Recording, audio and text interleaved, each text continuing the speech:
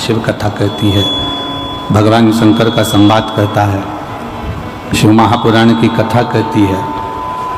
आप उसके दर्शन करते रहो, उसका गुणगान करते रहो, कथा शिव महापुराण की सुनते रहो, सुनते रहो, सुनते रहो। एक दिन वो आपको दर्शन देने के लिए आपके दरवाजे पर पहुंच जाएगा। ये निश्चित आपके द्वार पर आ जाएगा, आपकी चौखट पर आ जाएगा।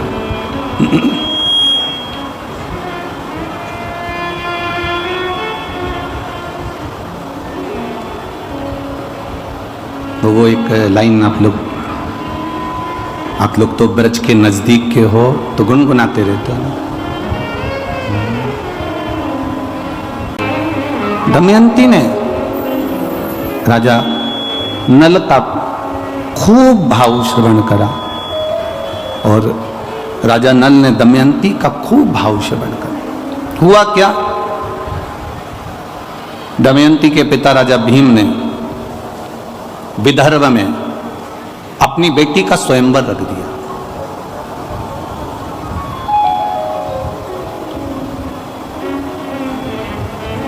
अब राजा भीम ने अपनी बेटी का जब स्वयंवर रखा, जगत में डोंडी पिटवाई, नगारा पिटवाया, देवताओं तक सूचना पहुंच गई, गंधर्व तक सूचना पहुंच गई, असुरों तक सूचना पहुंच गई, सारे नगर के राजाओं के पास सूचना पहुंच गई कि दमयंती का स्वयंवर है। दमयंती को इंद्र भी पाना चाहते थे क्योंकि बड़ी सुंदर थी, वो विद्वान थी, ज्ञानवान थी, प्रबल थी। दमयंती को स्वयं अग्निदेव भी पाना चाहते थे, दमयंती को स्वयं वरुण देव पाना चाहते थे, दमयंती को स्वयं यमराज पाना चाहते थे। इन लोगों ने विचार करा कि दमयंती मेरी बन जाए। इंद्र कहता है दमयंती मेरी बने, अग्निदेव कहते हैं दमयंती मेरी बने, स्वयं वरुण कहते हैं दमयंती मेरी बने, यमराज कहते हैं दमयंती मेरी बने। और दमयंती चाहती किसको है, जम के बोलो जरा, राजा नल। अब इतने में इन चारों ने विचार करा कि हम पृथ्वी पर जा रहे हैं, नीचे स्वयंवर में जा रहे हैं, स्वयंवर में हम पहुंचेंगे और स्वयंवर में पहुंचे पर दमयंती का विचार तो जाने कि दमयंती हमको माला पहनाएगी कि नहीं पहनाएगी, दमयंती हमको माला पहनाएगी कि ना पहनाएगी, पहले वो भी तो विचार किया जाए। अब इंद्रदेव ने ध्यान लगाया, यमराज ने ध्यान लगाया, अग्निदेव ने ध्यान लगाया, वरुण ने ध्यान लगाया और ध्यान लगाकर देखा तो दमयंती राजा नल को चाहती थी। तो इन चारों ने विचार करा कि यह काम करते हैं कि नल का रूप रख कर जाते हैं तो दमयंती अपने को माला पहना देगी, और दमयंती ने माला पहना दी, उसके बाद तो दमयंती अपनी होगी।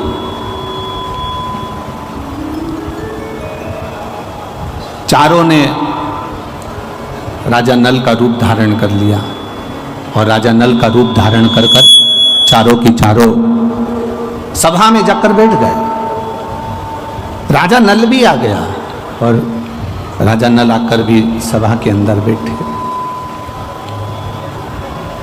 जब सभा के अंदर राजा नल बैठे हैं, यमराज बैठे हैं, वरुण बैठे हैं, अग्निदेव बैठे हैं, इंद्रदेव बैठे हैं, अब दिक्कत सबसे बड़ी खड़ी हो गई दमयंती के सामने कि ये पांच एक जैसे दिख रहे हैं। अब माला किसको पहनाए, ओरिजिनल नल है कौन सा, राजा नल कौन सा, ओरिजिनल कौन सा। माला लेकर दमयंती आई, राजा भीम ने कहा अपनी बेटी से ये माला लेकर जाओ और देखो।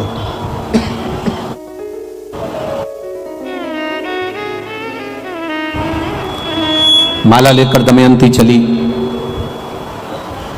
सबके सामने पहुंच गई। राजा भीम ने कहा कि तुम माला नहीं पहनाओगे, क्या तुम्हें माला नहीं पहनाना, प्रभु क्या तुम माला नहीं पहनाओगे। दमयंती ने अपने पिताजी से कहा पिताजी माला पहनाने की मना नहीं है, माला तुम्हें पहना दूंगी, पर दिक्कत इतनी सी है कि यहाँ ये जितने बैठे हुए हैं ना, इनमें से राजा नल के जैसे कम से कम 4 और बैठे हैं, ऐसे मिलाकर यहाँ सभा में ये 5 बैठे हुए हैं। अब राजा नल अगर 5 हैं तो ये 5 राजा नल में से मैं किसको माला पहनाऊं, किसको मैं माला पहनाऊं, कुछ समझ में नहीं आ रहा कि मैं किसको माला पहनाऊं। इतने में राजा भीम ने अपनी बेटी से कहा तू किसकी आराधना करती है? जिसका तू भजन करती है, जिसकी तू आराधना करती है, जिसकी तू सेवा करती है, जिसकी तू चाकरी करती है, जिसकी तू अनुमोदन में डूबी रहती है, तो एक काम कर, उसको याद कर। अब इसको समझने वाला प्रसंग आया है, बहुत ध्यान देना, आज राजा नल और दमयंती का प्रसंग।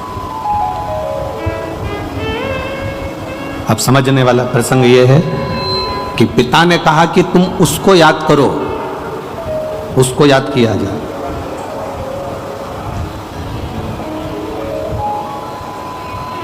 ये चतुरता हमें होना चाहिए।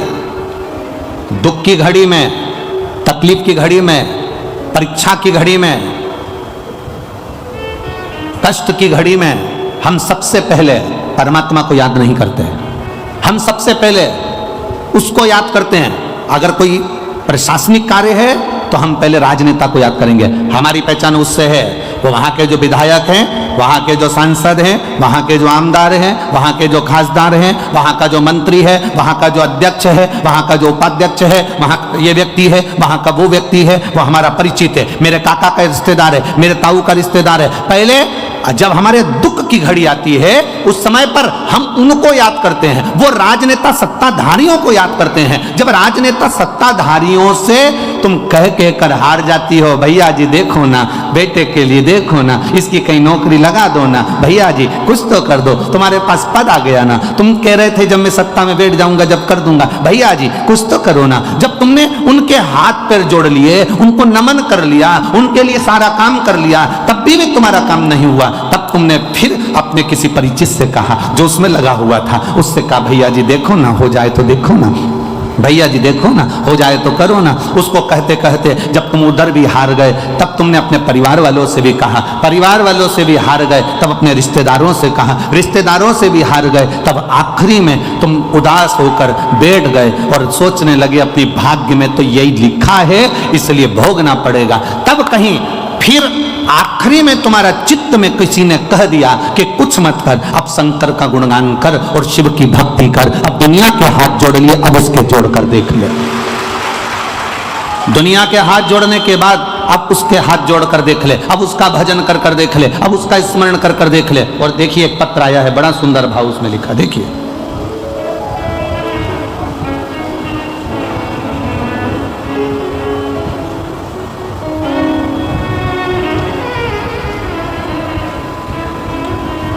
गुरुजी, मेरा नाम पंकज राठौर है, मैं इटावा से आया हूँ। कहीं बैठे हैं पंकज जी राठौर? इटावा से आए हैं जो, कहीं बैठे हों तो दोनों हाथ हिला सकते हैं अपने। श्री पंकज जी राठौर इटावा से। मेरा नाम पंकज राठौर है, मैं इटावा से आया हूँ। गुरुदेव, 2016 से मैं परेशान हूँ। मेरे 2016 से मेरे ब्रेन में ट्यूमर हो गया। गुरुजी, डॉक्टर ने ऑपरेशन का कह दिया है। 2016 से मैं परेशान हूं और ऑपरेशन का बोल दिया। गुरुदेव, कुछ दिन के बाद में हमने जब 2016 में डॉक्टर के कहने पर ऑपरेशन करवाया और ऑपरेशन करवाने के बाद वापिस दोबारा से ब्रेन में ट्यूमर बन गया। आप लोग पत्र भी हमारे साथ में पढ़ सकते हो, टीवियों पर, मोबाइल पर, आस्था चैनल पर। 2016 में मैंने ऑपरेशन करवाया, उसके बाद कुछ दिनों के दोबारा ब्रेन में ट्यूमर बन गया। तो मैंने फिर गुरुजी दूसरा ऑपरेशन करवाया, तो भी ब्रेन में ट्यूमर बनने लगा। फिर 2022 आ गया।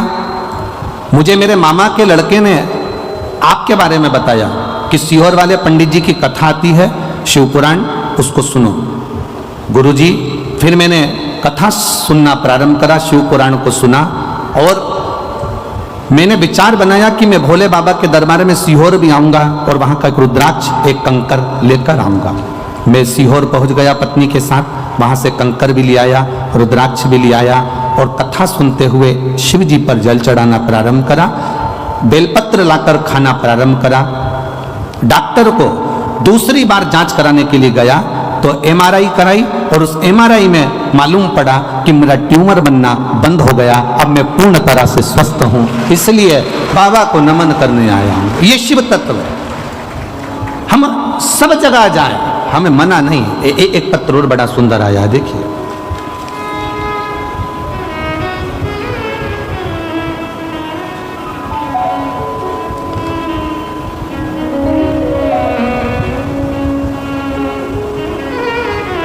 सतीश जी भदौरिया, ममता जी भदौरिया, निवासी आगरा, कहीं बैठे हों तो हाथ हिला सकते हैं। सतीश जी भदौरिया, ममता जी भदौरिया, निवासी आगरा।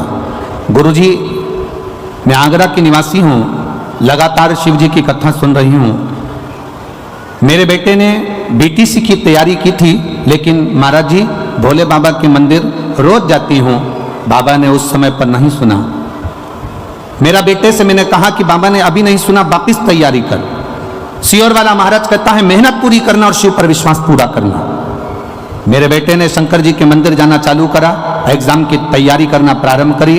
और बाबा, मेरा बेटा कहता था क्या शंकर जी के मंदिर जाने से किसी का भाग्य खुल जाता है, क्या गवर्नमेंट जॉब लग जाती है?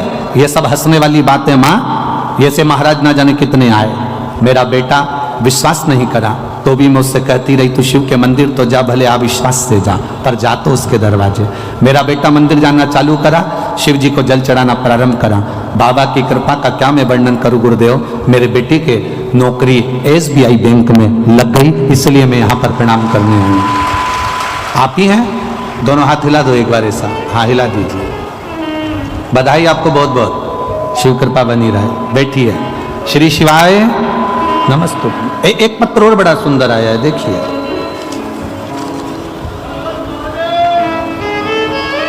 मेरा नाम रीना शर्मा है और पति का नाम राजीव शर्मा है। मेरा मोबाइल नंबर यह है। हम जिला भिंड से आई हूँ, ग्राम फूफा, जिला भिंड से आई हूँ। कहीं बैठी हैं? हाथ हिला सकती हैं। रीना शर्मा, पति का नाम राजीव शर्मा, जिला भिंड से आए हैं। कहीं बैठे हो तो हाथ हिला सकते हैं। भोले बाबा का मैं क्या वर्णन करूं गुरुदेव। 2021 से कथा सुनना प्रारंभ करा है। एक लोटा जल बाबा को चढ़ाना प्रारंभ करा। बाबा से विनती करती रहती थी, बाबा कुछ तो करिए। मेरा बेटा, मेरा पति कोई कार्य के प्रति जागरूक हो और उनकी मेहनत करने पर भी कुछ नहीं हो रहा। एक दिन मैंने अपने पति से कहा कि तुम एक काम करो, शिव जी पर जल चढ़ाना प्रारंभ करो। मेरा पति कहता है लोटा भर के पानी ले जाना अच्छा लगेगा, दुनिया के लोग हंसेंगे। मैंने अपने पति से कहा तुम जल लेकर मत जाओ, मंदिर में जाकर झाड़ू पोछा लगाओ। मेरा पति कहता है पागल हो गई है, मंदिर में मुझे लोग नौकर समझेंगे। मैंने अपने पति से कहा तो झाड़ू पोछा लगाने में क्या जाता है, लगाइए। मेरा पति शिव मंदिर में जाकर झाड़ू और पोछा का कार्य करने लगा। गुरुदेव, 2018 में मेरे पति ने एक एग्जाम दिया था। 2018 का वो एग्जाम दिया, उसका रिजल्ट 2019 में आया, ना 20 में आया, ना 21 में आया, ना 22 में आया। मेरा पति मंदिर में पोछा झाड़ू करता रहा, लोग उसकी हंसी उड़ाते रहे। और 3 अप्रैल 2023 को मेरे पति का 2018 में दिए हुए एग्जाम का सोमवार के दिन मेरे पति को नौकरी मिल गई, गवर्नमेंट अध्यापक के पद पर मेरा पति वहां पर विराजमान हो गया। मैं बाबा को यहाँ प्रणाम करने आई हूँ। कहीं बैठी हो तो हाथ हिला सकती हैं। भिंड से। शिव तत्व इसी को कहते हैं हमारे। तेरी कृपा बिना न ले एक भी अणु, लेते हैं श्वास तेरी कृपा से हे गंगाधर मुक्ति द्वार ओमकार तू, भोले ओमकार तू, आयो शरण तिहारी शंभु तार तू।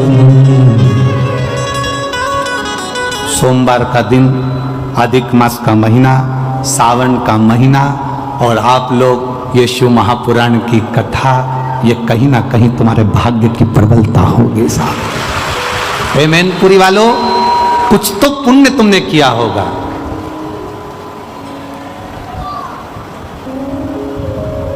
हम जब यहां कथा करने आ रहे थे, बोल दें क्या? अरे बोलो तो, बोल दे।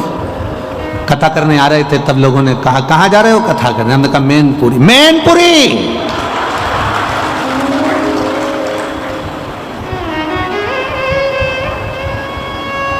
अब इतनी तेज अगर कोई चिल्ला के कह दे तो हमारे को तो सदमा लग जाए इस तरह। हमने कहा क्या हुआ? अभी कथा कहाँ थी? हमने कहा अलवर में थी, उसके पहले पुष्कर में थी, अभी कहाँ है? मैनपुरी। संभल के जाना, संभल के जाना। हमने कहा किस चीज से संभले? बस हमने खूब नाम सुना है मैनपुरी का। हमने कहा अभी तक आपने जो नाम सुना होगा वो सुना होगा, पर पूरा विश्व मैनपुरी वालों को भी देखेगा कि शंकर के भक्त मैनपुरी के कैसे होते हैं।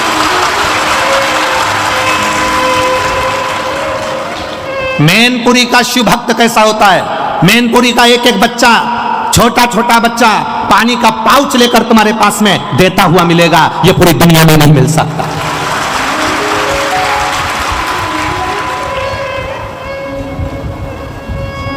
ये नवयुवक बच्चे, एक यहाँ की मैनपुरी की एक बेटी है जो जब तक कथा चालू नहीं हो जाएगी मैनपुरी में, उसको मालूम पड़े हुए 1 महीना हुआ कि कथा हो रही है मैनपुरी में, जब तक कथा चालू नहीं हो जाएगी तब तक व्रत करेगी। एक बेटी है पूरा अधिक मास सावन और उसके पहले से व्रत करेगी। कोई गुप्ता जी की बेटी है, अगर कहीं बैठी हो तो अपना हाथ हिला सकती है। उसका पत्र हमारे पास में था, हमारे स्मरण में नहीं आया।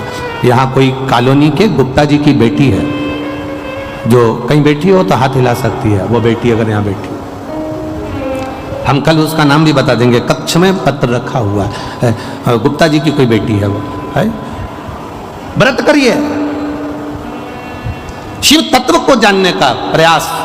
हम कहें दुनिया के लोग कह दें कि साहब वहां ऐसा या वहां वैसा, हम कहते हैं जहां पर मेरे शंकर के भक्त हैं वहां दुनिया में सारा सुख अपने आप समाहित है। जहां शिव का भक्त बैठा हो, जहां शंकर की आराधना करने वाला शिव का उपासक बैठा है। और आज कहने में पीछे नहीं हटेंगे, इतनी कथा बाची, आप अंदाजा लगाइएगा, खूब कथा करी, पर ऐसा जजमान भी नहीं मिला इतना सीधा, इतना सरल, इतनी कथा करी। चौहान जी सत्य बात बोल रहे हैं, ईमानदारी की बात है। जजमान होता है ना तो इतनी अकड़ में रहता है कि 4-6 तो उसके पीछे उसका लहंगा संभालने वाले होते हैं,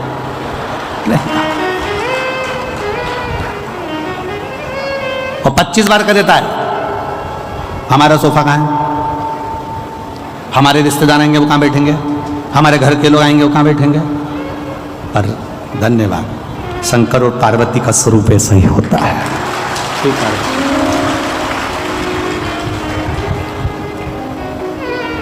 ये शिव कृपा,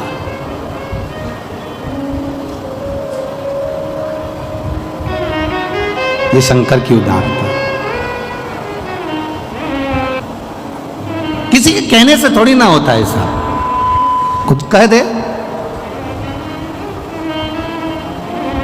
सखी रे काशी वाले से हमारी लड़ गई अखियां। हम गाएंगे नहीं, तुम लोग बैठ जाओ वापिस हो, हम गाने वाले नहीं हो। अरे सखी डमरू वाले से हमारी लड़ गई अखियां। हम भजन इसलिए कम करते हैं क्योंकि भीड़ इतनी ज्यादा रहती है। अब भीड़ में अगर भजन करो ना तो माताएं उसका बहुत जल्दी फायदा उठाती, वो पीछे वाली कहीं से घुस के आगे आ जाती। ये बड़ी प्रॉब्लम है। अब जब तक अगला भजन नहीं आता ना, जब तक ये दोनों आपस में आई को क्यों आई यहाँ पर, फिर इतनी देर में उसने कुछ करा, फिर चलो करा। अब बात तो इसलिए जिस बात में विवाद हो वो करो ही मत, अपन तो अच्छा माथा बच्ची करना। तुम नाचने के लिए उठती हो, वो जगह संभाल के बैठ जाती है। अब नाचने अच्छा तो बड़ी बड़ी चिंता।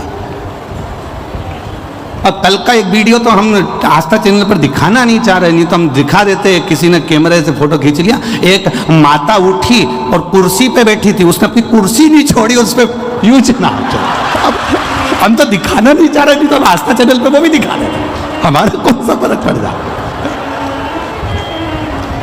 अब उसने दोनों हाथ से कुर्सी पकड़ रखी हो, यूं झेल रही, और उसका वीडियो वायरल हो गया, वो वीडियो चल रहा है। अब कुर्सी लेके अब हम क्या दिखाएं, आस्था पे ऐसी चीजें दिखाएं क्या? अब मतलब सोचो, उसको कुर्सी का भी टेंशन है कि कहीं चली गई तो। अब बढ़िया है, इसलिए जो जिस बात के हमें कभी कभी स्मरण में आ जाता है कि कितनी ज्ञान की बातें पेट्रोल पंप पर लिखी रहती है। पेट्रोल पंप पर भी कभी कभी बहुत ज्ञान की बात लिखी रहती है। वहाँ लिखा रहता है, आग लगाने वाली चीज दूर रखें। इसके बाद भी पति पत्नी को जब गाड़ी पर लेकर जाता है तो ऐसे बाहें डालकर लेकर जाता है। पेट्रोल पंप पर लिखा है, आग लगाने वाली चीज दूर रखें। उसके बाद भी जरा समझो, जरा विचार करिएगा, कुछ ज्ञान ले लीजिएगा। तो यहाँ ये तो हास्य में हो गया, पर समझने वाला विषय ये है कि हम कह दिए नाच लो और स्मरण हो जाए और मालूम पड़े दूसरा के बैठ जाए तो सखी तुम तो बैठे बैठे गुनगुना लो।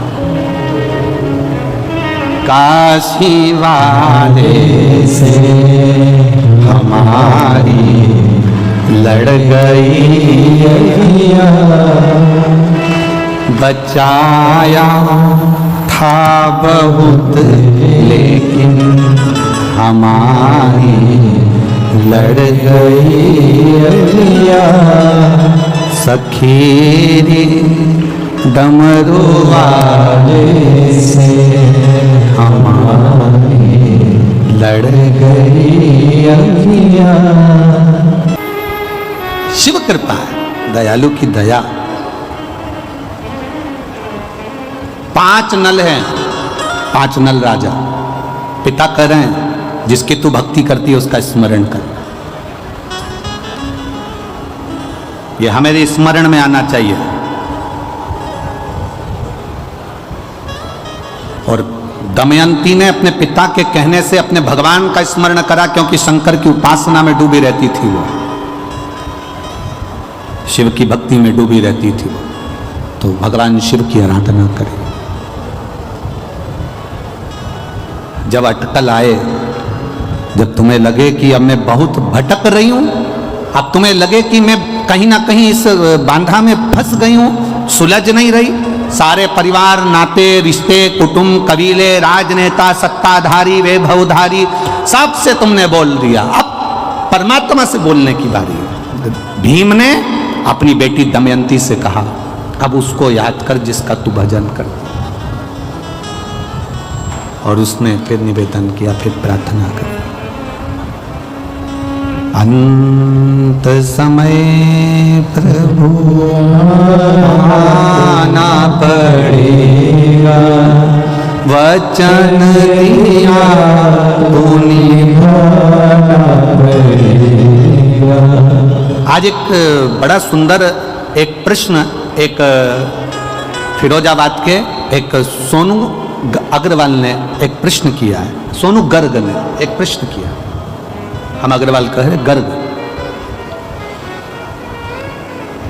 सियोर में व्हाट्सएप पर उसका मैसेज गया और उसने एक प्रश्न किया कि गुरुजी से कहो कि हमको यह बताएं कि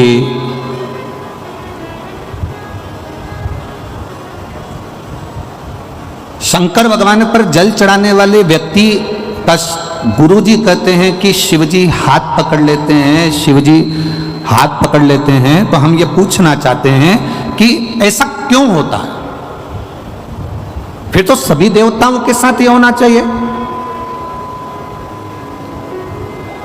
सोनू गर्ग जी, आपने जो प्रश्न किया है उसके अनुसार जब ब्राह्मण देवता संकल्प छुड़वाते हैं, संकल्प छुड़वाते समय ब्राह्मण देवता हाथ में जल देते हैं और उस जल को देने के बाद जो संकल्प छोड़ा जाता है, वो संकल्प का मतलब होता है कि हमने इसको दे दिया, कन्या का दान कर दिया, अन्न का दान कर दिया, वस्त्र का दान कर दिया, मुद्रा का दान कर दिया, मतलब अब ये इसका हो गया। जब हम देवादिदेव महादेव को जल समर्पित करते हैं, शंकर भगवान को जब हम जल चढ़ाते हैं, अपने हाथ में जब जल का पात्र होता है और शिवजी पर जल छोड़ते हैं, उस समय पर जैसे एक पिता बेटी का जब हाथ देता है, कन्यादान करता है, तो लड़के के हाथ में हाथ देने के बाद में वो जल छोड़ता है। बोलो इधर छोड़ते कि नहीं छोड़ते? अरे बोलो तो जम के। कन्यादान के समय पर वो हाथ लेवा करा कर जल छोड़ते ना। तो जैसे एक पिता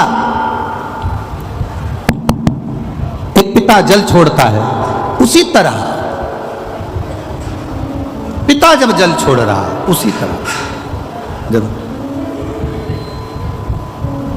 आप ही ने व्रत किया है, पधार पधार पधार। एक बार जोरदार ताली बजाएं इस बेटी के लिए।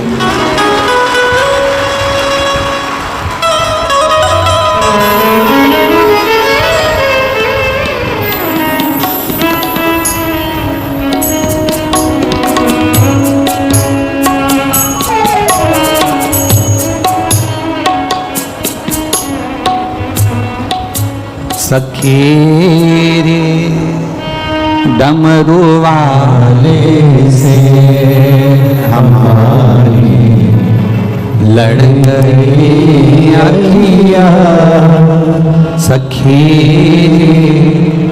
डमरू वाले से हमारी लड़ गई अखियाँ, बचाई थी बहुत लेकिन निगोरी लड़ गई अखियाँ, बचाई थी बहुत लेकिन हमारी।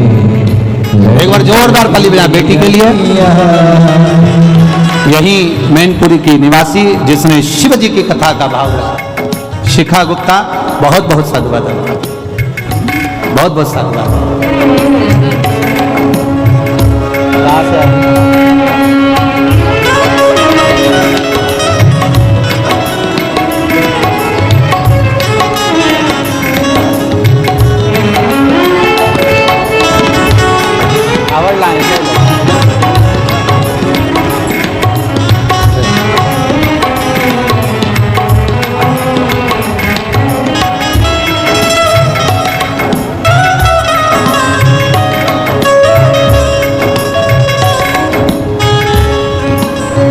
कृपा, शिव की उदार कृपा। अपने इष्ट को याद करो। जब दुख की घड़ी आए, कष्ट का समय आए, जब तकलीफ का समय आए, जब दुख की घड़ी आए, तकलीफ का समय आए, तब अपने इष्ट को याद किया जाए। तब अपने इष्ट को याद करा जाए। करा दमयंती ने याद किया, जिसकी वो आराधना करती थी।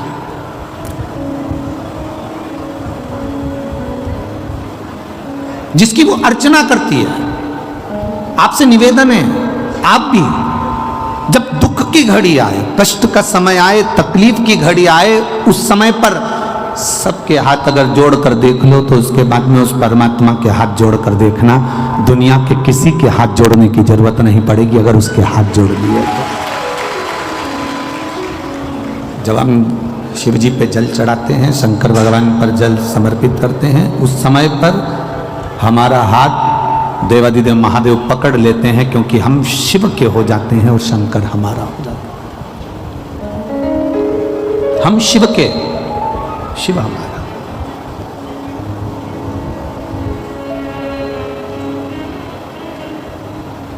पर हमारी आदत ऐसी है कि हम जब समय अनुकूल नहीं होता, हम दुनिया के हाथ जोड़ना जानते हैं पर भगवान के हाथ जोड़ना नहीं जानते।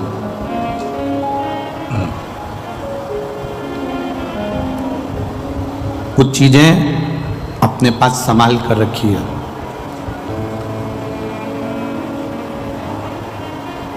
चाबी अगर यहां छोड़ कर चले जाओगे ना तो घर का ताला नहीं खोल पाओगे।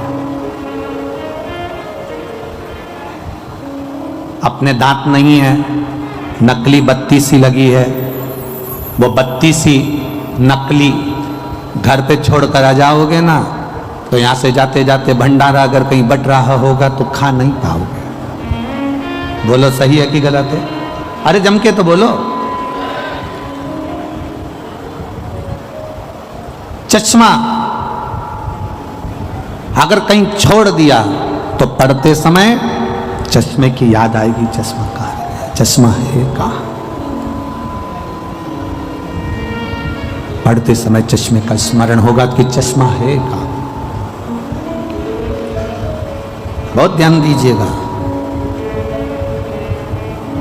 चश्मा खो गया, पढ़ते समय याद आएगी। बत्ती सी खो गई, खाते समय याद आएगी। चाबी खो गई, ताला खोलते समय याद आएगी। वो उसी तरह खाते समय बत्तीसी की याद आती है, पढ़ते समय चश्मे की याद आती है, घर जाते समय चाबी की याद आती है, और मरते समय परमात्मा की याद आती है। ये अंत समय में स्मरण, वैसे नहीं आएगी, पर बाद में परिवार वाले भी कह देते हैं, कुटुंब के लोग, रिश्तेदार, नातेदार, परिवार के लोग कह देते हैं कि अब अंत समय चल रहा है, भगवान का भजन करो, अंत समय चल रहा है, भगवान का स्मरण करो, अंत समय चल रहा है, भगवत नाम जप लो। परिवार के लोग फिर कहते हैं, दमयंती से कहा, जब विघ्न में पड़ गई, तुझे समझ में नहीं आ रहा है कि ये 5-5 नल यहाँ पर हैं, तुझे समझ में नहीं आ रहा कि 5-5 राजा नल यहाँ पर बैठे हुए हैं, तेरे को समझ में नहीं आ रहा, तब उस परमात्मा को याद करना। जब मार्ग से भटक जा, कोई राह ना सूझे, उस समय पर गुरु के वचन, माता पिता के वचन, घर के बड़े के वचन अपनी बुद्धि में होना चाहिए, अपने चित्त में होना चाहिए, और वो वचन हमारी जिंदगी की सार्थकता को सिद्ध कर देते हैं। वो वचन हमारे जीवन की सार्थकता को सिद्ध करने वाले होते हैं। दमयंती ने शिव जी का स्मरण करा, बाबा देवादिदेव महादेव से विनती करी, निवेदन करा, भगवान शंकर से प्रार्थना करी, भगवान देवादिदेव महादेव से विनय करा, निवेदन करा, हे शंभु, हे शंकर, हे त्रिकालदर्शी, हे कैलाशी, हे अविनाशी, हे देवादिदेव महादेव, आप मुझे स्वीकार करिए। ये बता दीजिए कि इसमें असली नल कौन सा है जिसका मैंने मनन चिंतन करा, अब रहा आप दे दीजिए। शंकर भगवान ने उसी समय पर ऐसी बुद्धि, ऐसा चित्त दमयंती का बना दिया कि उसने माला असली नल के गले में धारण करा दी। ये उसको चित्त, ये बुद्धि वही देता है।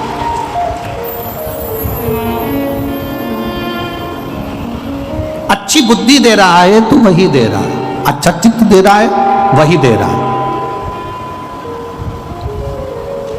कभी कभी ऐसा होता है कि वो लोग कहते हैं ना कि विनाश काले विपरीत बुद्धि, विनाश का जब समय आता है ना तो विपरीत बुद्धि हो जाती है व्यक्ति की। तो क्यों कहते हैं ऐसे, क्यों कहते हैं? उसका कारण क्या होता है? जैसे स्त्री, नारी रजस्वला होती है, नारी रजो धर्म धारण करती है, नारी जब रजो धर्म से होती है 5 दिन 7 दिन घर का काम नहीं करती, कोई चीज को हाथ नहीं लगाती, कोई चीज नहीं छूती है। नारी 7 दिन 5 दिन किसी वस्तु को छूना बंद कर देती है, वो किसी भगवान के सामान को, भगवान की सामग्री को वो छूती नहीं है।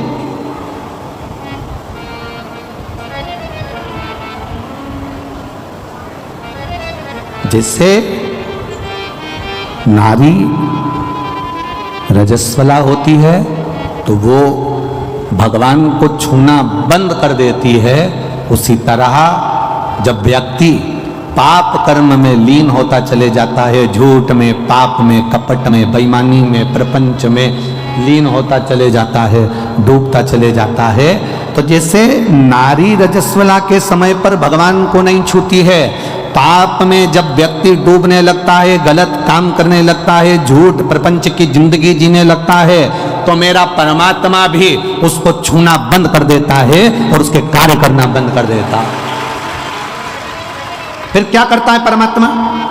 परमात्मा करता क्या है? कई लोग कहते हैं हम भगवान को 2 अगरबत्ती लगाते हैं, भगवान हमारी नहीं सुनता। हम भगवान को दिया लगाते हैं, भगवान हमारी नहीं सुनता। मैं रोज मंदिर जाके जल चढ़ाती हूँ, भगवान मेरी नहीं सुनता। मेरी पड़ोसन कभी मंदिर नहीं जाती तो उसकी 4 मंजिला बिल्डिंग बनती जा रही है। मेरे रिश्तेदार एक ऐसा है जो कभी भगवान को नहीं मानता, उसके यहाँ भगवान खूब दे रहा है, खूब दुकान चल रही, खूब व्यापार चल रहा, खूब कमा रहा, 4 हाथ से कमा रहा। आखिर कारण क्या है? उसका केवल एक कारण है, उसका कारण केवल एक है, जो कपट झूठ प्रपंच की जिंदगी जीता है, परमात्मा भी उसको खूब देता चले जाता है। उसका कारण केवल एक है, क्योंकि उसके पूर्व के पुण्य उसके प्रबल थे जो उसको आज मिला था। परमात्मा ने उसकी लाइन इसलिए खोल दी कि उसको और मिले, और झूठ बोले, और कपट करे, और प्रपंच करे। और एक दिन फिर ऐसा आता है कि फिर वो पाप का घड़ा फूटता है और फिर किसी को मुख भी नहीं दिखा पाता है। इसलिए आप 2 अगरबत्ती लगा रहे हैं, मंदिर जा रहे हैं, देवालय जा रहे हैं, तीर्थ जा रहे हैं, व्रत जा रहे हैं, कथा में जा रहे हैं, भगवान की भक्ति करने जा रहे हैं, उसका लाभ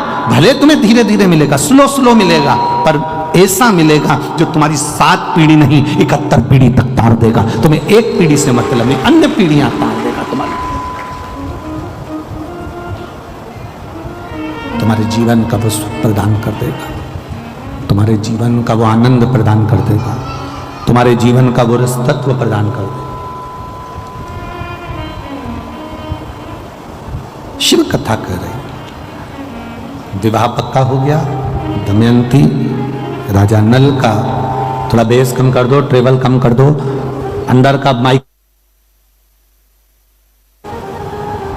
दमयंती और राजा नल का विवाह हो गया महाराज। आवाज बढ़ाओ रिटर्न की। दमयंती और राजा नल का विवाह पक्का हो गया। अब जब विवाह पक्का हो गया,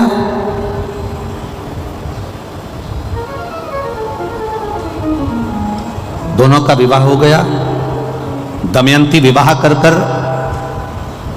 आ भी गई।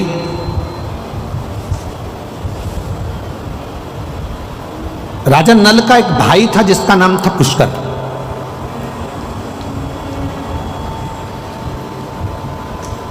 इसको इतनी सुंदर स्त्री मिल गई, इतनी विद्वान नारी मिल गई, इतनी ज्ञानवान स्त्री मिल गई, तो पुष्कर के मन में थोड़ा सा कपट आ गया।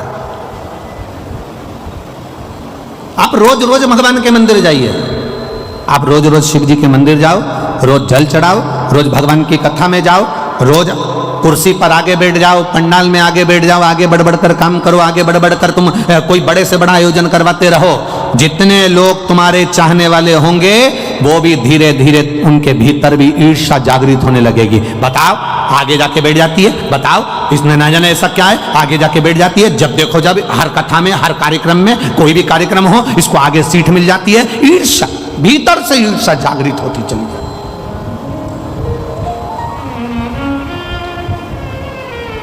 अब वो ईर्ष्या जग रही है। हमारा सनातन धर्म, हमारा सनातन धर्म कहता है, हमारा सनातन भाव कहता है, हमारा सनातन धर्म वर्णन करता है, जिंदगी में एक बात अपने अंदर उतार कर रखना। सनातन धर्म कहता है कि कभी अपनों से अपनों की ईर्ष्या नहीं होना चाहिए, उनके लिए तत्परता होना चाहिए। पर हमारी ईर्ष्या है।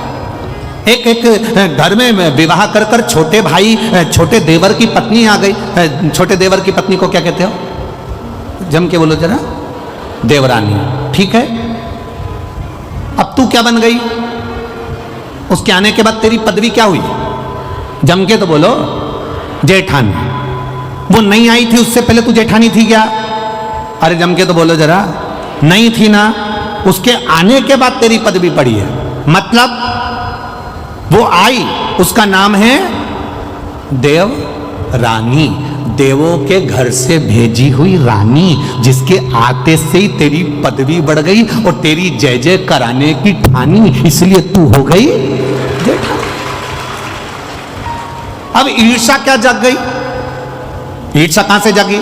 तुरंत अब छोटी है, आई है, अभी थोड़े दिन उसको जमने में समय लगेगा, तो सास भी उसका पक्ष लेगी, ससुर भी उसका पक्ष लेंगे, परिवार वाले भी उसका पक्ष लेंगे, क्योंकि नई नई आई है। जब तुम नए नए आए थे ना तो तुम्हारा भी पक्ष लिया गया था। ऐसा नहीं अब तुम सोचो कि हम आए थे जब तो हमारी सास ने हमारे साथ ऐसा करा, हम आए थे तो हमारे ससुर ने हमारे साथ ऐसा करा, हम आए थे तो हमारी ननद ने ऐसा करा। अरे वो करने दो भगवान। ये पहली जो बहू आती है, पहले नंबर की जो बड़ी सबसे पहली जो घर में आती है, उसको सुनना बहुत पड़ता है, उसको अपशब्द सहना पड़ते हैं, उसको ताने सहना पड़ते हैं, उसको गालियां सहना पड़ती है। कारण क्या है? क्योंकि ये नीचे की नींव है। ये नींव जितनी मजबूत होगी बिल्डिंग उतनी अच्छी होती चली जाएगी, आने वाली पीढ़ियां अच्छी होती चली। अब इसको क्या लगता है?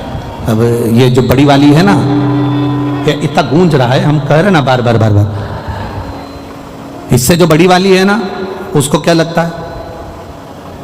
उसको लगता क्या है? बड़ी को क्या महसूस होता है? सारा दुख हमको मिला, सारी तकलीफ हमको मिली, सारा कष्ट हमको मिला, सारे ताने हमको मिले, सारी गालियां हमको मिली।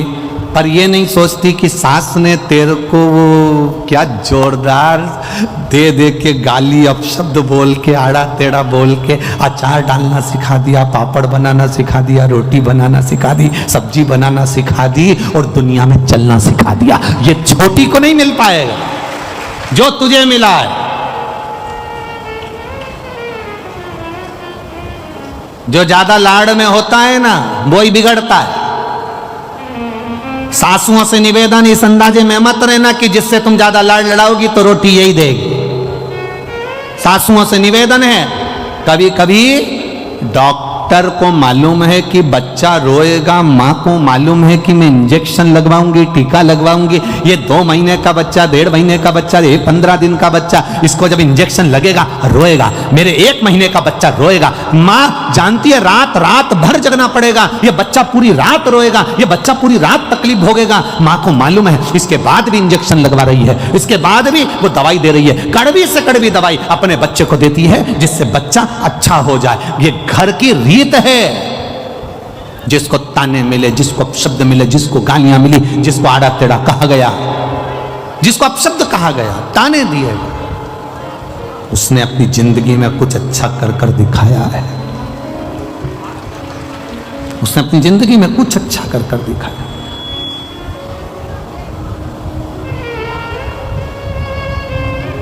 कुछ श्रेष्ठ कर्म कर कर दिखाया। हरे मत बुरे कर्म कर बंदे, वरना पछताएगा। भगवान की आंखों से तू बच नहीं पाएगा, तू बच नहीं पाएगा।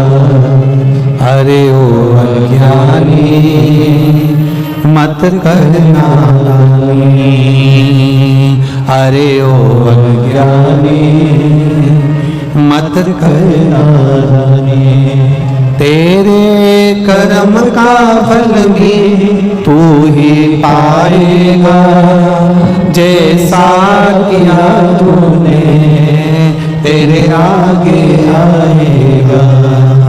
मत बुरे कर्म कर बंदे, वरना पछताएगा।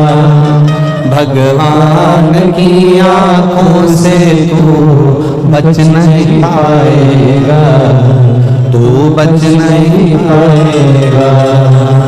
अरे ओ अज्ञानी मत करना नानी, अरे ओ अज्ञानी मत करना नानी। पुष्कर ने आज नल से कहा, पुष्कर ने राजा नल से कहा, ए भैया आज मेरा मन करता है कि आपके साथ में बैठकर चौसर खेलूं, जुआ खेलूं। राजा नल के ऐसे संस्कार नहीं थे। तो ये राजा नल के संस्कार नहीं है कि वो चौसर खेले, जुआ खेले। राजा नल ने मना कर दिया, ना तो मैं जुआ खेलूंगा और ना मैं चौसर खेलूंगा। ना मैं जुआ खेलने वाला हूं, ना मैं चौसर खेलने वाला हूं, मना कर दिया। जबरन हाथ पकड़कर पुष्कर ने, भाई ने राजा नल को जुआ खेलने के लिए, चौसर खेलने के लिए बिठा लिया। बहुत ध्यान दीजिएगा जरा,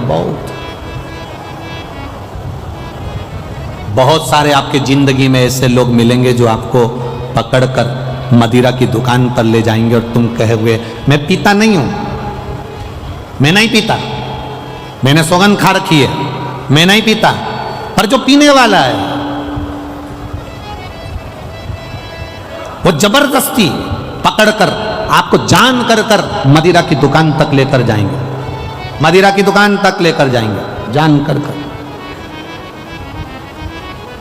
बार बार पकड़कर।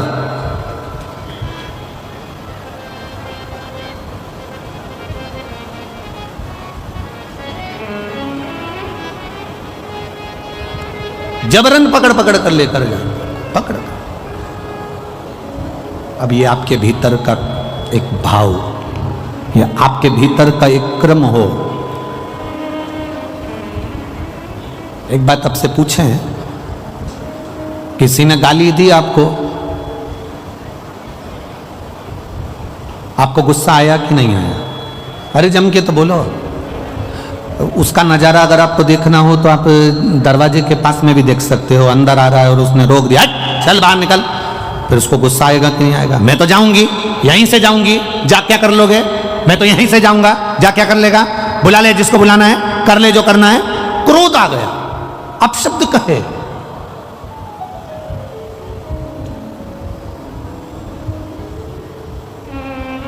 तो जब किसी ने तुम्हारे सामने तुम्हें मय खाने में ले जाकर, मदिरा की दुकान पर ले जाकर, बोतल के सामने तुम्हें बिठा दिया कि लो ये पियो, और तब तुम्हें क्रोध क्यों नहीं आया है? तब तुम कितने प्रेम से कह रहे मैं पीता नहीं हूं, मैं नहीं पीऊंगा, मैं पीता ही नहीं, मैंने सौगंध ले रखी। उस समय पर तुम्हारे में क्रोध आना चाहिए था। जिसने तुम्हारे सामने मदिरा लाकर रखी और तुम्हारे नियम को तोड़ने का प्रयास करा, उस समय पर तुम्हारा यह हाथ उसके गाल पर होना था कि मैं मदिरा नहीं पीता, आज के बाद मेरे सामने मत। पर नहीं, किसी ने गाली दी और तुमने क्रोध कर लिया। पत्नी तेज बोली, तुमने गुस्सा कर लिया। रिश्तेदार तेज बोले, तुमने गुस्सा कर लिया। और किसी ने तुम्हारी जिंदगी नाश कर। हमने एक कथा में बीच में वर्णन करा था, तुम्हारी 5 लाख की गाड़ी में तुम में से कितने लोग हैं जो गाड़ियां 4 व्हीलर लेकर आए हैं? तुम में से कितने लोग हैं जो 2 व्हीलर लेकर आए हैं? तुम में से कितने लोग हैं जो ऑटो से आए हैं? तुम में से कितने लोग हैं जो बस लेकर आए हैं? तुम में से कितने लोग हैं जो लोडिंग लेकर आए हैं? आप में से सब लोग कुछ ना कुछ ऑटो से, बाइक से, मोटरसाइकिल से, 4 व्हीलर से, 2 व्हीलर से यहां पहुंचे हो। इसमें से कितने लोग हैं जो अपनी गाड़ी का पेट्रोल खत्म होते से यहां पर नली का पानी, गटर का पानी, गंदा पानी भरकर गाड़ी में डालते हो और गाड़ी को चला लेते हो? आप में से कितने लोग हैं जिसकी गाड़ी गंदे नाली के पानी से चल रही है, जिसकी 4 व्हीलर गाड़ी गंदे नाली के पानी से चल रही है? लोग 50,000 की गाड़ी में भी गंदा पानी नहीं डालते, उसे मालूम है गाड़ी बेकार हो जाएगी। तो फिर ये करोड़ों की गाड़ी में गंदा नाली का पानी काहे को डालते हो? जब 50,000 की गाड़ी एक जरा सा मोबाइल उस पे स्क्रीन गार्ड लगा दिया, खराब हो जाएगा, जरा ध्यान रखो, गिर जाएगा, पीछे से पैक करा, आगे से पैक करा, उसकी स्क्रीन ना चले जाए। 30,000 का, 40,000 का, 25,000 का मोबाइल खराब ना हो जाए, उसके लिए स्क्रीन गार्ड लगाया, पर्स में रखा, टांग कर रखा, संभाल के रखा, संभाल के रखा। मोबाइल को इतना संभाल के रखा, इतना संभाल के रखा। मात्र 30,000 का मोबाइल था, 25,000 का मोबाइल था, 40,000 का मोबाइल था, 50,000 का मोबाइल था, उसको संभाल संभाल कर रखा। और ये शरीर जो करोड़ों का परमात्मा ने दिया, एक लीवर, एक किडनी, 5-5, 10-10 लाख की, नेत्र 50-50, 1-1 लाख के, श्रवण शक्ति, दांत, मुख, जिब्या, शरीर का एक एक रोग संभाल कर रखने का था, परंतु हमने इसका ध्यान नहीं दिया और 50,000 के मोबाइल को संभालते रहे और करोड़ों की दौलत यूं ही बर्बाद कर दी। तो जिंदगी बेकार नहीं तो क्या है?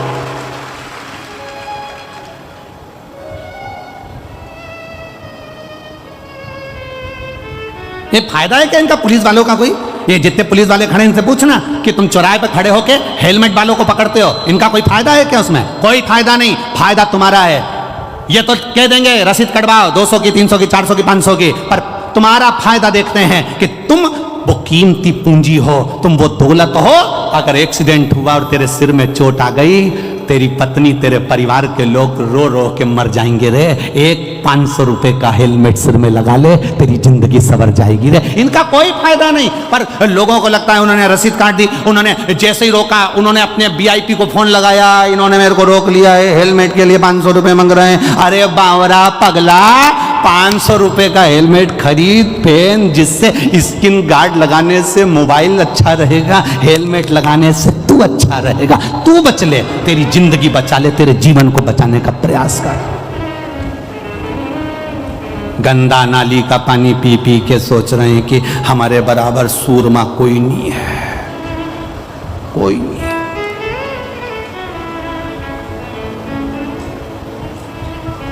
10 रुपए का गंदा नाली का पानी पीते, उसके बाद में प्रधानमंत्री और मुख्यमंत्री और VIP और अध्यक्ष और उपाध्यक्ष और ये और वो और ये और वो सब बनने का प्रयास करते कि मैं ये, मैं वो, मैं ये, मैं राजा, मैं महाराजा, मैं VIP, मैं ये।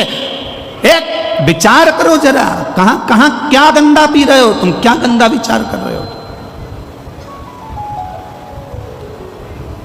या जितने बैठे हो ना, उसमें से अगर कोई पीता भी हो ना, आज बाबा के सोमवार का दिन है, अधिक मास है, सावन का महीना है, संकल्प ले लेना, मेरे बच्चे और मेरे परिवार को देखते हुए आज के बाद इस करोड़ों की गाड़ी में गंदा नाली का पानी नहीं डालूंगा, संकल्प लेता हूं। और अगर कहीं का दोस्त के भी देनी तुमको कि पी, बस उस समय तैयारी रखना, फिर उस समय तैयार।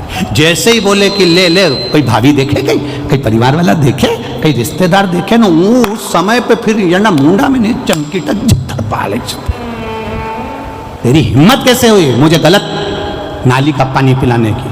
तुझे हिम्मत कैसे हुई मुझे गलत जगह ले जाने की? तुझे हिम्मत कैसे हुई?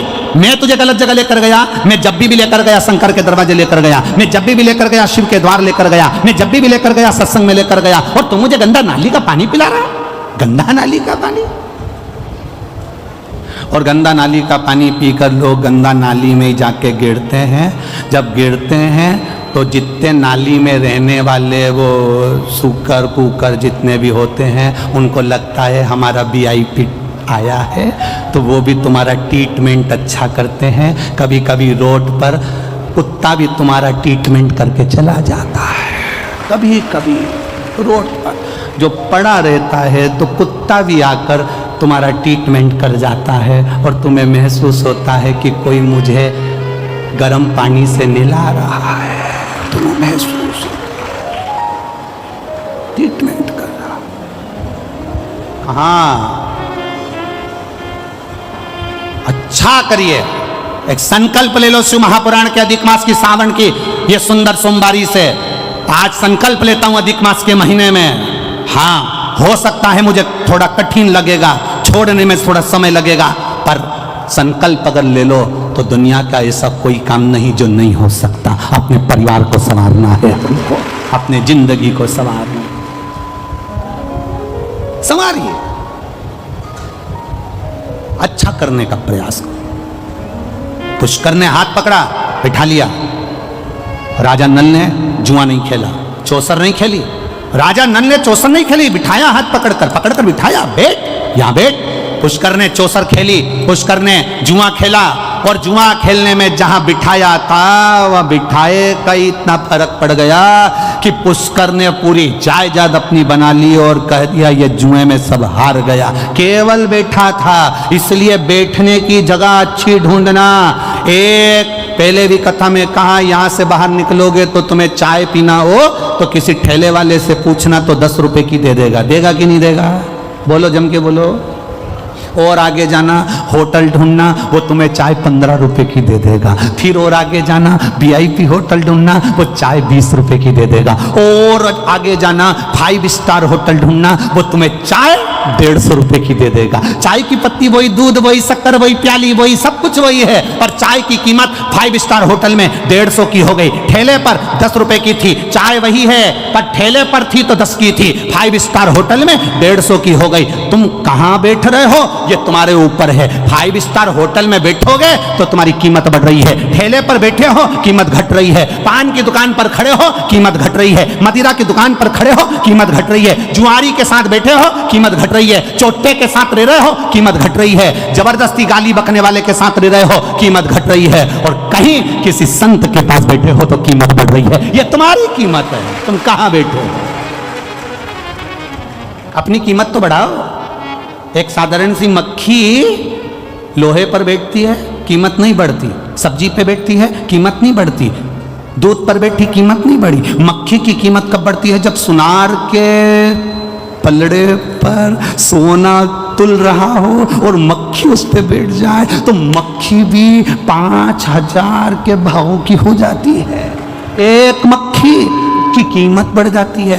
तुम शिव महापुराण की कथा में आकर बैठे हो, तुम शंकर जी के मंदिर में जाकर बैठे हो, तुम शिव जी को 1 लोटा जल चढ़ा रहे हो, तुम भगवान का भजन कर रहे हो, तो तुम अपनी कीमत आंकना कि तुम कितने करोड़पति हो, कितने धनपति हो, कितने वैभवपति हो। तुम्हारी कीमत साधारण नहीं है, तुम बहुत करोड़ों के हो।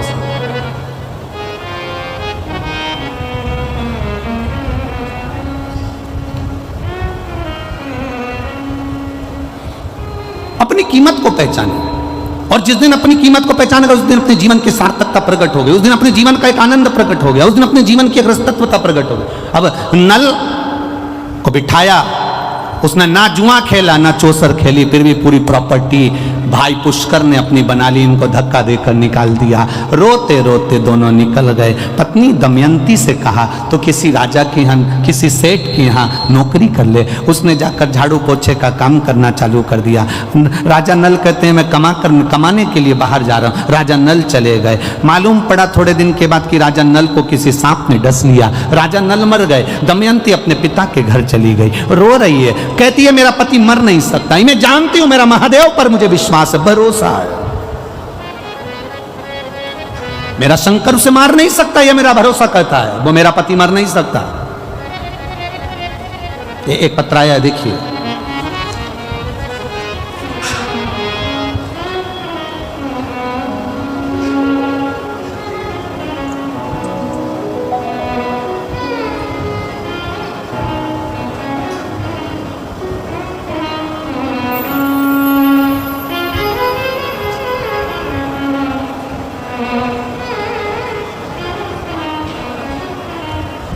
मेरा नाम शशि यादव है, पति का नाम मुकेश यादव है, मेरा निवास स्थान मैनपुरी है। कहीं बैठी हो तो हाथ हिला सकती हैं, जहाँ भी बैठी हो। मेरा निवास स्थान मैनपुरी है। गुरुजी, मेरी बच्चेदानी में गठान हो गई थी, 1 साल से इलाज चल रहा था। अल्ट्रासाउंड कराया, उसमें भी गठान निकली। आपके बताए अनुसार बाबा देव अधिदेव महादेव पर 1 लोटा जल का क्रम प्रारंभ करो। बेलपत्री खाना चालू करी और बाबा की कृपा से मेरा जो बच्चादानी में गठान थी, शिव की कृपा से, बाबा की कृपा से, अब बाबा ने मुझे साध लिया और मुझे आराम लग गया है। मैं बाबा को यहाँ प्रणाम करने के लिए आई हूँ। ये शिव तत्व ओघड़ी, दयालु, दातार, उसकी भक्ति का बल है, ये उसके विश्वास का बल है।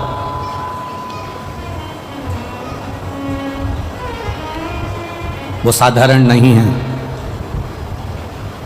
उसका भजन साधारण नहीं है।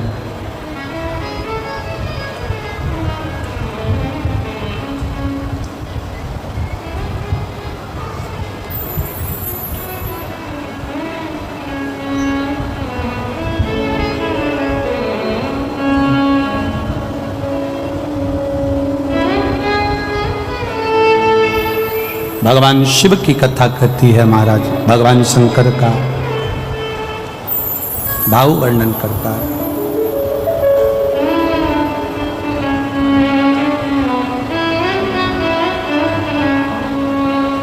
भगवान शिव की कथा कह रही है, भगवान देव अधिदेव महादेव का संवाद कह रहा है। नल दमयंती की कथा वर्णन करती है। भाई ने सब कुछ लूट लिया, ले ले दुनिया के लोग, पर आपका भरोसा नहीं ले सकते जो शंकर के प्रति बना हुआ, जो शिव के प्रति आश्रित है, जो भगवान देवादिदेव महादेव के प्रति दृढ़ है। अपने मायके में पहुंच गई दमयंती।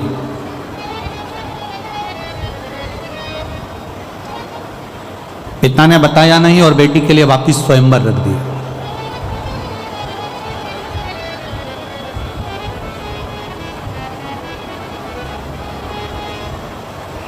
जब बेटी के लिए वापिस स्वयंवर रखा, उस स्वयंवर में नल को सांप ने डस लिया था। कारकुट सांप ने जो डसा था तो राजा नल का शरीर काला पड़ गया था। जब सभा में जाकर राजा नल भी बैठा, लोग उसे पहचाने नहीं, क्योंकि वह सुंदर बहू था, उसमें एक आनंद था, बड़ी सुंदरता थी उसमें। अब दमयंती ने नल को पहचाना तो नहीं, पर भीतर की जो तरंग थी, भीतर के जो भाव थे, भीतर की जो शुद्धता थी, उसके बल पर दमयंती ने नल को ही माला पहना था।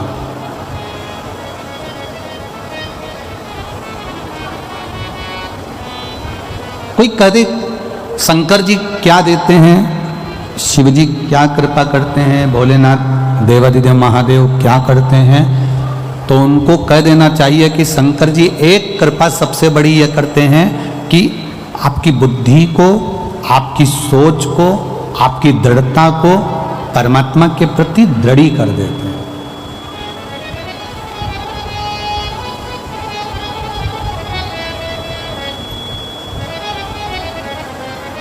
कथा का जरा स्मरण करिएगा, शिव महापुराण की कथा। जब आप आज अधिक मास की सोमवार की इस पावन कथा को जब आप आरती के बाद उठकर जब जाओ, तब एक बार इस भूमि को प्रणाम कर कर उसका चंदन अपने मस्तक पर लगाकर उससे विनय कर कर जरूर जाना, निवेदन कर कर जरूर जाना।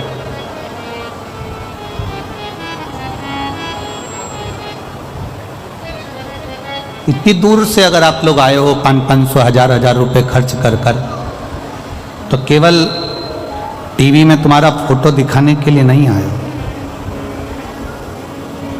1500 रुपए खर्च कर कर आए हो तो उस बाबा से दिल से उससे कहकर जाना कि तू ऐसी झोली भरना कि एक बार मैं भी जिंदगी में शिव महापुराण की कथा करवा सकूं। ऐसी कृपा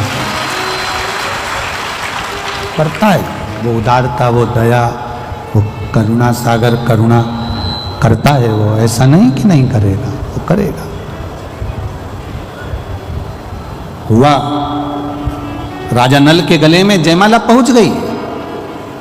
शिव एक श्रेष्ठ बुद्धि प्रदान कर देते हैं जिससे हमें बल मिलता है। एक पत्र आया है, उस पत्र के माध्यम से हम जरा विचार करें। देखिए,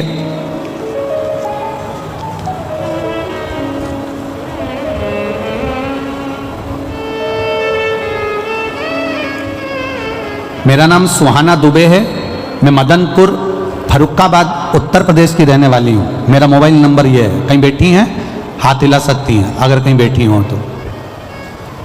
अगर कहीं बैठी हो, मेरा नाम सुहाना दुबे, मैं मदनपुर फरुखाबाद उत्तर प्रदेश की रहने वाली हूँ। गुरुदेव, मेरी माता प्रीति दुबे 15 साल से उनको दौरा आता था। 15 साल से फिट आते थे और वो फिट आने पर बेहोश हो जाती थी, गिर जाती थी। मेरे पिताश्री विवेक दुबे, जिनको मैंने शिव महापुराण की कथा श्रवण कर कर अपने पिताजी से कहा कि एक बार मौका लगे तो शिव के मंदिर जाना चालू करो, सीहोर जाओ, वहां का रुद्राक्ष लेकर आओ। सीहोर गए, रुद्राक्ष लाए, शंकर के मंदिर में जल चढ़ाना प्रारंभ करा। एक बेलपत्र, एक लोटा जल उंडकेश्वर महादेव के नाम से चढ़ाया। एक बार गुरुजी आपने कहा था कि भगवान शिव पर थोड़ा सा एक पुष्प सफेद का शिव जी को चढ़ाना और उस पुष्प को लेकर आना, जिस स्थान पर सोते हैं उस स्थान पर उसको रखना और प्रतिदिन शिव पर जल चढ़ाया हुआ पीना। वो मैंने अपनी माता को कराया और बाबा की कृपा से 15 साल से उनको मिर्गी का दौरा आता था। जब से वो पुष्प वाला प्रयोग करा, मेरी माता को दौरा आना बंद हो गए। आज लगभग 1 वर्ष होने वाला है। शिव कृपा ऐसी को एक पत्र और बड़ा सुंदर आया है महाराज। मैं आगरा से हूं,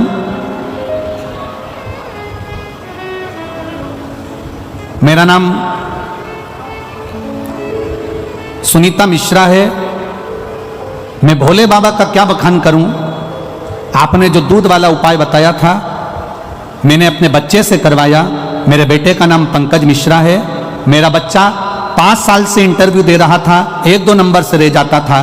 भोले बाबा की कृपा ऐसी हुई 12 मार्च 2023 को जब मेरा बेटा शिव कृपा से मैंने बाबा से विनती कर पशुपति व्रत कर बेटे से शहद वाला प्रयोग करवाया तो 12 मार्च 2023 को मेरा बेटे का उत्तर प्रदेश पुलिस में सब इंस्पेक्टर के पद पर नौकरी मिल गई है। मैं बाबा को यहाँ प्रणाम करने के लिए आई हूँ। शिव तत्व है। एक पत्र बड़ा सुंदर है। अर्चना शुक्ला, तिवारियाना, छिबरा मऊ, कन्नौज। छिबरा मऊ है किसी? छिबरा मऊ कन्नौज। मोबाइल नंबर मेरा ये है। शिव महिमा का मैं क्या वर्णन करूं। हिमांशु शुक्ला मेरा बेटा है जो बैंक की कोचिंग कर रहा था। 7 साल हो गए थे पर कोई उसकी नौकरी नहीं लग रही थी। 1-2 नंबर से, 4 नंबर से, 3 नंबर से रह जा रहा था। अब की बार बाबा की कृपा से सफेद पुष्प, बेलपत्र और शहद का प्रयोग करवाया और बाबा की कृपा से उसका रेलवे में नौकरी लग गई है। मैं बाबा को यहाँ प्रणाम करने के लिए आई हूँ। बाबा देवाधिदेव महादेव की कृपा उस पर बनी रहे। एक पत्र और बड़ा सुंदर है। सुनीता जेथरा, एटा, उत्तर प्रदेश से हैं। गुरुजी मैं बाबा का क्या वर्णन करूं। मैं बाबा का वर्णन क्या करूं गुरुदेव। मुझे बहुत कुछ दे दिया बाबा भोलेनाथ ने। मेरे बेटे की बाबा ने रेलवे में स्टेशन मास्टर के पद पर नौकरी लगा दी है। मैं बाबा को यहाँ प्रणाम करने के लिए आई हूँ। ये शिव तत्व है। और घड़ी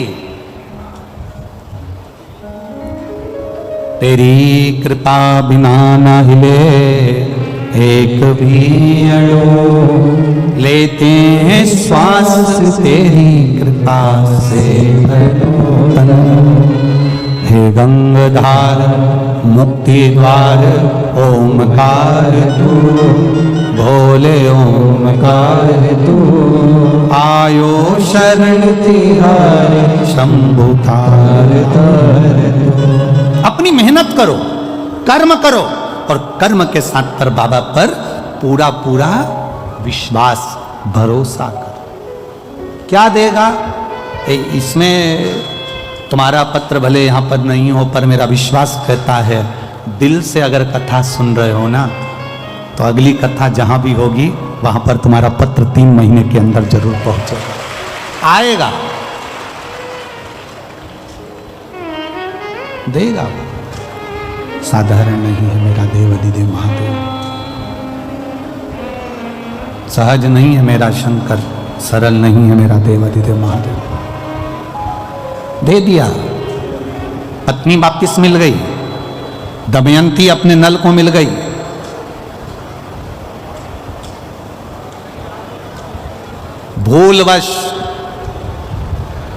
भूलवश दोनों शिव की आराधना में लगे रहते थे। ध्यान नहीं आ पाया कि अधिक मास का महीना वो भी सावन का संजोग मिल गया। ध्यान नहीं आ पाया।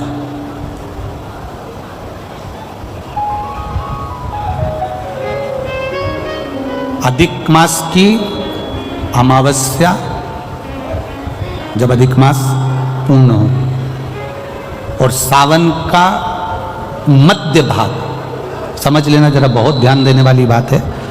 राजा नल का गया हुआ धन वापिस मिला। राजा नल की काया जो काली पड़ गई थी, कारकोट नाग के डसने से जो शरीर बिगड़ गया था, कैंसर जैसा रोग हो, किडनी लीवर जैसा रोग हो, शरीर में स्वरेसिस हो गया, घुटने डॉक्टर ने कह दिया बदलना पड़ेंगे, कमर दुख रही हो, तकलीफ, कैसी भी तकलीफ, कैसी भी जिंदगी का दुख हो, कैसा भी कष्ट हो, समझना उसको। जितना दुख आपकी जिंदगी में नहीं आया होगा उससे ज्यादा दुख दमयंती और राजा नल के जीवन में आया है।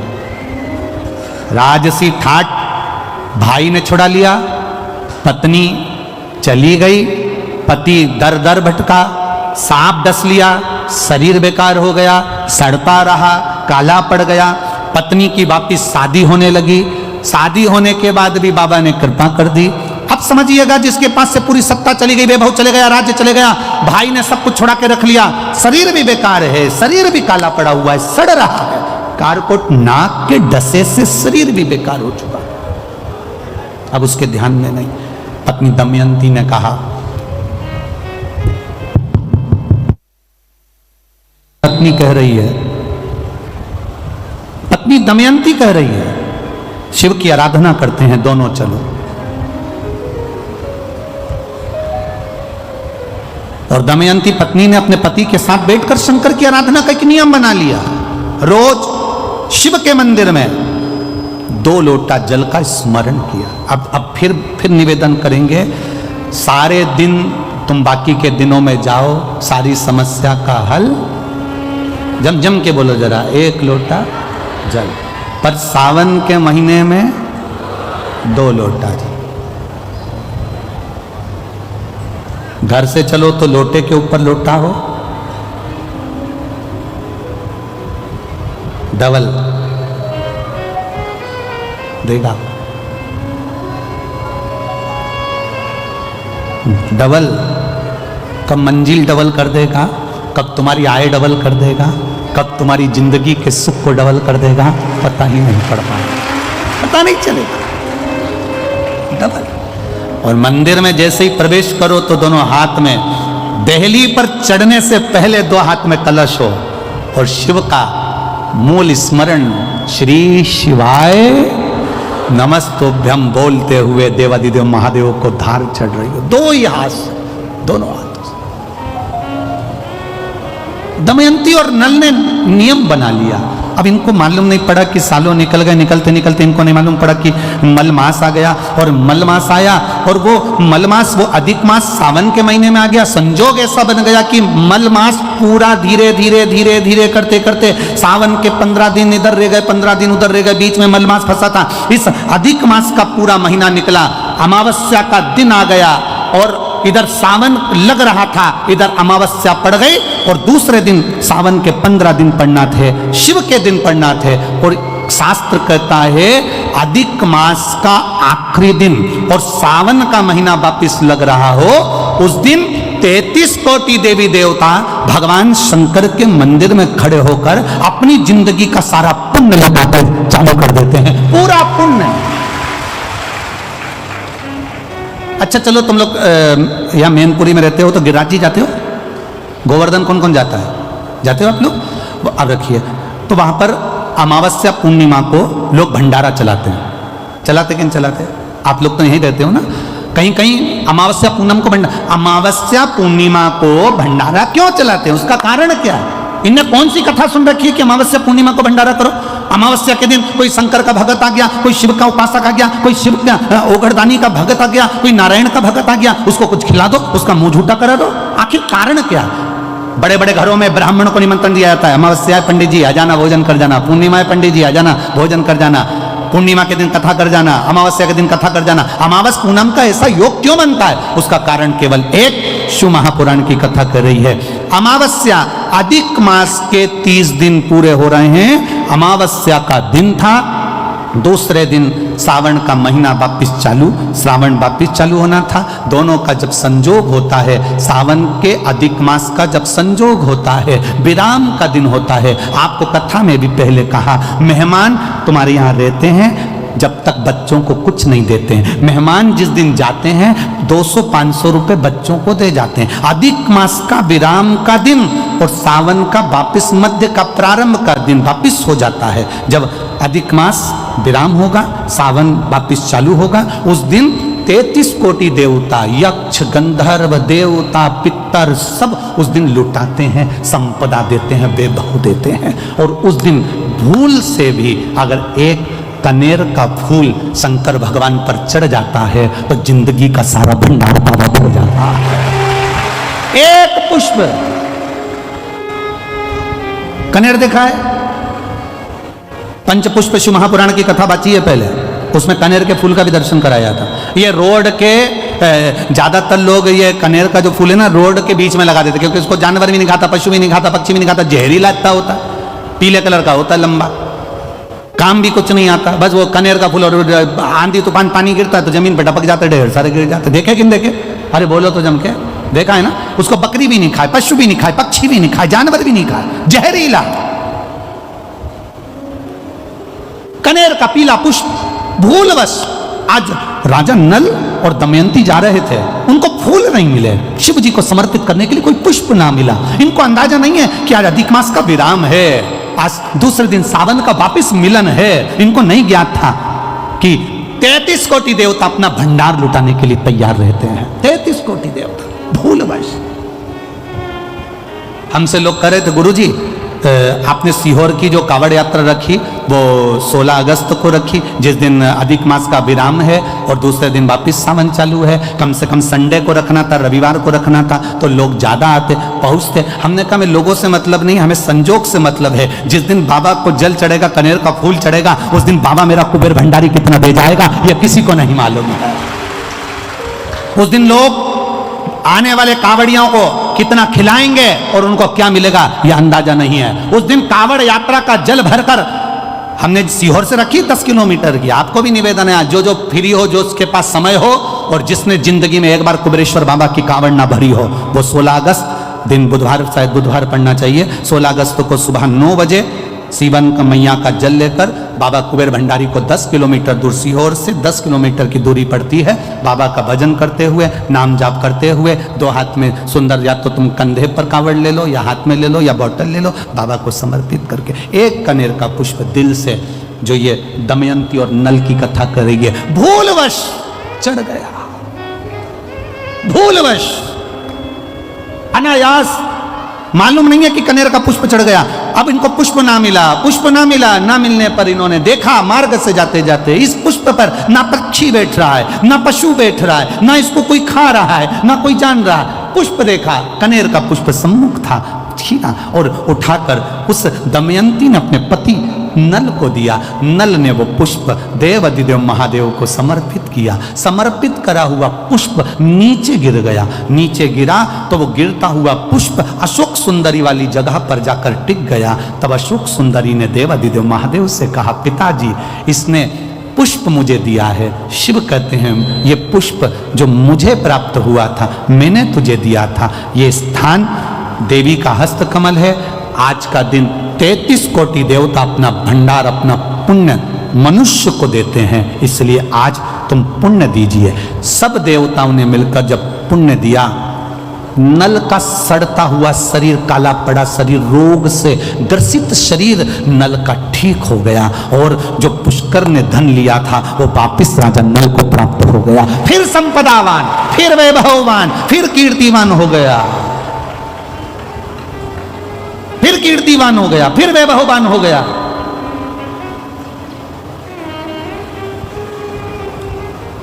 अब दिया किसने? जम के बोलो जरा, देव अधिदेव महादेव।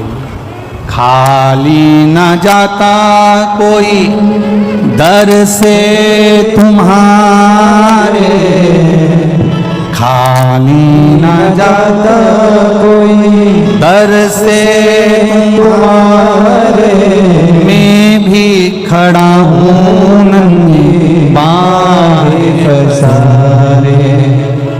दुनिया के लोग कह रहे थे मैनपुरी की कथा आप कहते हो बड़ी विशेष होगी, उसमें क्या विशेष है? हम कह रहे एक एक शब्द को सुनना, तुम्हें जिंदगी में किसी के आगे हाथ फैलाने की जरूरत नहीं पड़ेगी अगर तुमने शंकर के बताए इन सुंदर भावों को अगर अपने जीवन में उतार लिया। 16 अगस्त को अमावस्या पड़ेगी, अधिक मास की विराम दिवस है, दूसरे दिन वापिस सावन का संजोग रहेगा। उस दिन एक कनेर का पुष्प, 2 लोटा जल बाबा को समर्पित करने का प्रयास करना। और जो आ सकते हो वो सीहोर में मेरे कुबेर भंडारी की कावड़ भरने आना, तो तुम्हारा भी भंडार कुबेर भंडारी भर देगा। कुबेर भंडारी की कावड़ कोई सरल नहीं है महाराज, सहज नहीं है। हम पहले भी कहे, कर्जे में अगर डूब गए हो और कितनी भी मुसीबत में पड़े हो, कितना भी कोई पैसा लेकर भग गया हो, रोग हो, ग्रसित हो, तकलीफ में, एक बार कुबेर भंडारी की कावड़ का स्मरण करना। भले वो 10 किलोमीटर की है पर उसका स्मरण जरूर करें, कभी योग लगे। वो कुबेर भंडारी की कावड़ सुबह 9 बजे सीवन नदी से, हमारे सीहोर में नदी है सीवन माँ, उसके चौराहे से चालू हो जाएगी और बाबा के धाम पहुंच जाएगी। तत्व को जानिए। आप अपने नगर में रहकर एक प्रयास जरूर करना, कनेर का पुष्प अगर मिल जाए, यहाँ लगता है, अरे बोलो तो जम के, लगता है, प्रयास करना। और एक निवेदन और करूंगा मैं, अगर आप लोग स्वीकार कर लेंगे तो अच्छी बात है। हम तो इतना जरूर कहेंगे, अगर कोई के वृक्ष पर अगर कनेर का पीला फूल उस समय पर रहे तो वो अपने आसपास वालों को भी दे देना कि ये फूल ले जाकर शंकर जी को चढ़ा दो, आज अमावस्या का दिन है और सावन का समय। अगर किसी के यहाँ बाबा की कृपा हो, अगर आप गाड़ी से आ रहे हो और कहीं दूर से आ रहे हो और आपको कनेर का पौधा मिल गया उस समय पर, और आपको लगा कि हमारे नगर में फूल मिलेगा कि नहीं मिलेगा, उस समय पर यह फूल का समर्पण करें, प्रयास कर। नल दमयंती को दिया, खूब दिया, अपार दिया। लोग कहें एक बेलपत्री से क्या थायराइड ठीक हो सकता है? एक बेलपत्री से, शंकर जी पे चढ़े हुए जल से क्या रोग मुक्ति हो सकती है? शंकर जी पे चढ़े हुए जल से क्या हमारा दुख मिट सकता है? शिव जी के चढ़े हुए जल को पीने से क्या हमारी तकलीफें समाप्त हो सकती है? कभी जिंदगी में मौका मिले, सियोर वाले महाराज पर अगर भरोसा भी ना करो तो अपनी जिंदगी में गीता प्रेस गोरखपुर की एक शिव महापुराण की कथा, एक शिव महापुराण की पोथी हिंदी की खरीद कर लेकर आना और उसको लाकर पढ़ना चालू करना। स्कंद पुराण खरीद कर लाना, उसको पढ़ना चालू करना। लिंग पुराण खरीद कर लाना, उसको पढ़ना चालू करना। उसमें आपको मिलेगा कि शंकर भगवान के शिवलिंग में वो बल होता है कि अच्छी रोगों को भी चढ़ा हुआ जल उस रोग को भी समाप्त कर देता है। ये शिव तत्व है, ये ओघड़ी है शंकर।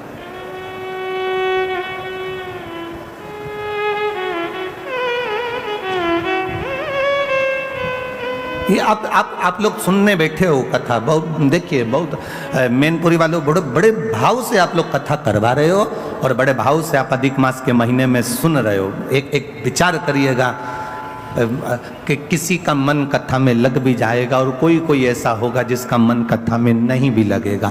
जिसका नहीं भी लगाना, उसको भी दुख मनाने की जरूरत नहीं है। ये सोच लेना कि उसके दरवाजे तक पहुंच गए ना तो वो तुम्हारे दरवाजे तक पहुंच ही जाएगा। ये इतना अनुभव जरूर रखना। थोड़ा कष्ट हो सकता है, थोड़ी तकलीफ आ सकती है। हम कल भी कथा में कहे थे कि वीआईपी जगह से आने के लिए आप कार्यकर्ता से झगड़े नहीं, वीआईपी जगह से आने के लिए आप प्रशासन से कुछ बोले नहीं, वीआईपी जगह से आने के लिए आप कुछ ना करिए। आपसे निवेदन, आप तो ऐसी जगह जाकर बैठ जाओ जहां कोई नहीं बैठा। उस जगह पर बैठकर भी अगर माइक की आवाज तुम्हारे कानों में आ रही है, जब उठो तो वहां की भूमि को केवल मस्तक से लगाकर प्रार्थना कर कर चले जाना कि बाबा मैं तेरे भरोसे जा रहा हूं, अब तुझे संभाल, अब तुझे संभाल लेना, अब तुझे देख लेना। अब मैं क्या बोलूं, मैं क्या देखूंगा।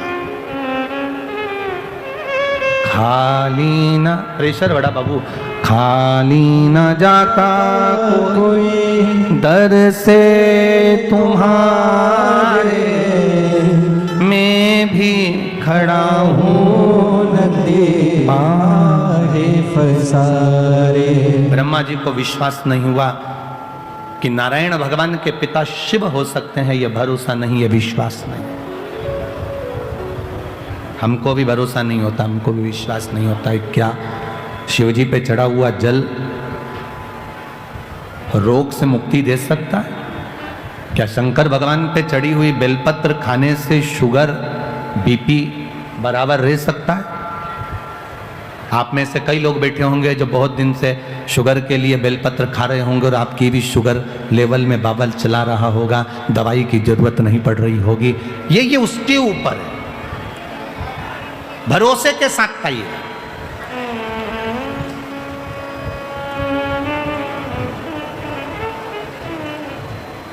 एक बात आपसे पूछें, कभी कभी ऐसा होता है, कभी कभी आपका बुखार नहीं उतरता, कभी कभी आपके शरीर का कष्ट नहीं जाता और तुम डॉक्टर के पास पहुंची ना, और डॉक्टर के पास जाने के बाद तुमने डॉक्टर सामने तुम्हारा हाथ पकड़ा और उन्हें आला लगाया और आला लगाकर तुम्हें चेक करा और तुमसे पूछा क्या क्या तकलीफ हो रही है, और तुमने कह दिया साहब मेरे को भोजन नहीं भारिया है और मेरा पेट मरोड़ होता है और तकलीफ होती है और मेरी सांस लेने में दिक्कत हो रही है और सर्दी बहुत रहती है और फेफड़े में कब्ज जमा होता है, मैं बहुत तकलीफ में हूं। तुमने सब कुछ डॉक्टर को कह दिया, जितना कह सकती थी कह दिया। अब क्या हुआ, डॉक्टर ने गोली दी और गोली तुम कब जाकर खाओगे, घर जाकर। पर ईमानदारी से बोलना, गोली तुम घर पर जाकर खाओगे, गोली खाने के बाद वो असर करेगी, पर तुम डॉक्टर के पास जब पहुंची, जब कैसी हो रही थी, एकदम लुस्त, एकदम ऐसी हो रही थी जैसे मर जा रही, एकदम पड़ी है। और डॉक्टर के यहाँ पहुंची, पहुंचने के बाद उसने देखा, तुमने उसको सब बता दिया, उसने गोली लिख दी। उसके बाद में तुम जब डॉक्टर के यहाँ से वापस जाती हो, गाड़ी में बैठ कर गई, तब तक तुम्हें इतनी अच्छे लगने लगता है कि मैं थोड़ी थोड़ी ठीक हो गई। केवल डॉक्टर ने नब्ज देखी, केवल डॉक्टर ने तुमसे पूछा, केवल डॉक्टर ने तुमको चेकअप करा, केवल डॉक्टर ने अभी तो गोली लिखी और खाई भी नहीं, अभी तो घर जाएगी खाएगी, उससे पहले ही घर आते से ही 2 घंटे के अंदर तो तनतनाट एकदम बढ़िया हो गई। अभी तो गोली खाई नहीं, गोली तो खाना खाएगी फिर खाएगी, पर उससे पहले तो ठीक हो गई। अर्थात कारण क्या था, क्या डॉक्टर के हाथ में क्या जादू था, क्या डॉक्टर के हाथ में कोई ऐसी एनर्जी थी जिससे तू ठीक हो गई? ना ना ना, शिव पुराण कहती है डॉक्टर के पास जाकर तुमने अपने दिल का जो गुब्बार था, अंदर की जो बात थी, जो जो तकलीफ हो रही थी, वो सारी तकलीफ तुमने डॉक्टर से कह दी, कहकर तुम हल्के हो गए, इसलिए तुम ठीक हो गए। तुम अपने दिल की बात भगवान से कहकर हल्के हो जाते हो। आप अपने मन की बात, अपने हृदय की बात, अपने दिल की बात, अपने भीतर की बात परमात्मा से कहो, हल्के हो जाओ। भोला सब दुख काटो हमारा, ओ भोला सब दुख काटो हमारा, कहकर हल्के हो जाए।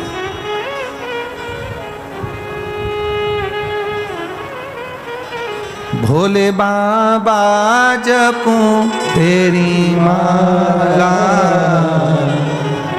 मेरे बाबा जपूं तेरी माला, भोला सब दुख काटो हमारा, ओ भोला सब दुख काटो हमारा। अपने दिल की बात कहकर हम देवादिदेव महादेव से बोलकर हल्के हो गए।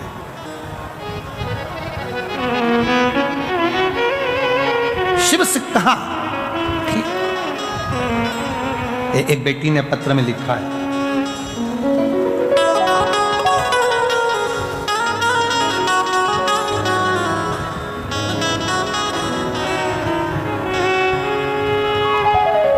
ज्योति श्रीवास्तव, पता हरदोई, पुल के नीचे, पिन नंबर 241001।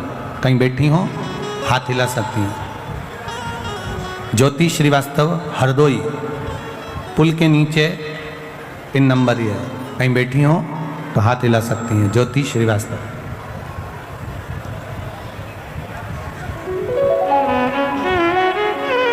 बाबा मेरी तो पूरी लाइफ देवादिदेव महादेव ने बदल दी है, मैं क्या वर्णन करूं बाबा। मेरा कहीं सिलेक्शन नहीं हो रहा था, गवर्नमेंट जॉब के लिए मैंने बहुत अप्लाई किया, नहीं हुआ। तब बाबा की कृपा से मेरा स्वास्थ्य विभाग में सिलेक्शन हो गया। मैं बाबा को यहाँ प्रणाम करने के लिए आई हूँ। गुरुदेव, जब मेरा स्वास्थ्य विभाग में सिलेक्शन हो गया, पर नौकरी पर स्टे लग गया। जिन जिन को नौकरी मिली थी वो रुक गई और अदालत में केस पहुंच गया, पर स्टे खुला नहीं।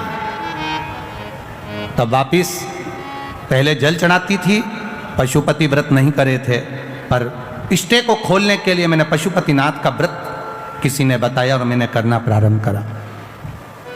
बाबा की ऐसी कृपा हुई, बाबा की ऐसी दया हुई कि कोर्ट से 3 महीने भी पूरे नहीं हुए और इष्टे हट गया और मुझे मेरी जॉब वापस मिल गई।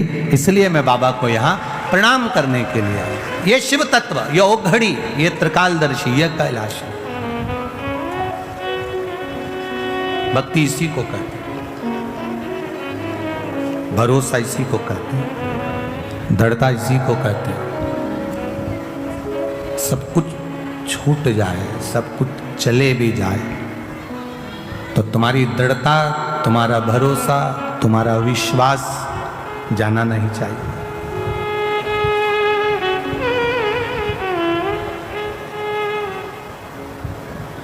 किससे जाकर कहें? ब्रह्मा जी कह रहे हैं कि भगवान विष्णु से कि आपके पिता शिव जी हैं। नारायण आप कह रहे हो कि आपके पिता शंकर जी हैं, और पर मेरा विश्वास नहीं कहता कि आपके पिता शिव जी होंगे। तो भगवान नारायण ने पूछा कि ब्रह्मा जी तुम कैसे कह सकते हो कि मेरे पिता शंकर जी नहीं हैं? तुम कैसे कह सकते हो? अब तुम बोल कैसे सकते हो कि मेरे पिता शिव नहीं हैं? कहा मुझे एक कारण से लगता है। क्या कारण है? कहा अगर शंकर जी आपके पिताजी होते तो उनके पास में तो ढेरों संपदा होती, क्योंकि आपके चरणों में लक्ष्मी पड़ी हुई है।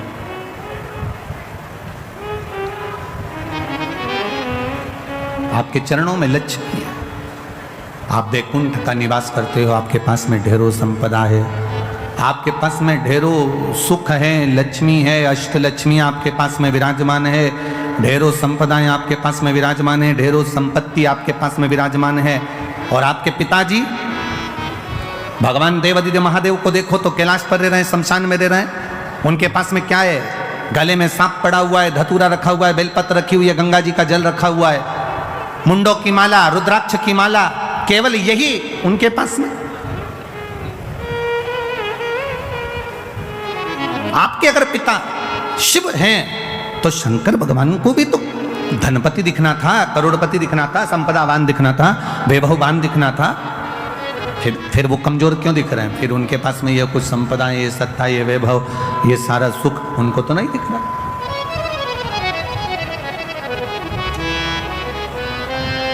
भगवान नारायण ने भगवान ब्रह्मा जी से कहा, भगवान नारायण भगवान ब्रह्मा जी से कहते हैं कि ब्रह्मा जी तुम समझ नहीं सकते कि शिव है क्या। शिव क्या है समझ नहीं सकते। अरे तेरा ही दिया मैंने खाया पिया है, तेरा शुक्रिया है, तेरा शुक्रिया है। मुझे भोले बाबा ने बहुत दे दिया है, तेरा शुक्रिया है, तेरा शुक्रिया है। ये जायदाद दी है, औलाद दी है, ये जायदाद दी है, औलाद दी है। मुसीबत में हर वक्त इमदाद दी है, मुसीबत में हर वक्त इमदाद दी है। तेरा ही दिया मैंने खाया पिया है, तेरा शुक्रिया है, तेरा शुक्रिया है। ब्रह्मा जी ने कहा मैं विश्वास नहीं करता। एक पर्वत जिसको घुमाना भगवान विष्णु ने और भगवान ब्रह्मा ने प्रारंभ किया।